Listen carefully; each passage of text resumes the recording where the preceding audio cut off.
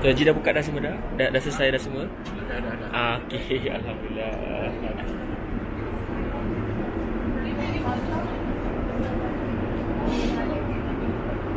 Sekarang ni para jemaah sedang menukar ihram.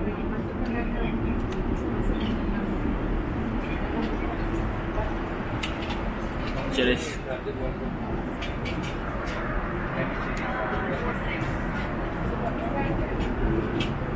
Kita sekarang dah pakai ihram.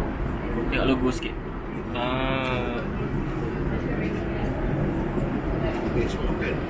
Sama Okey. cepat lah. Ha? Makin cepat.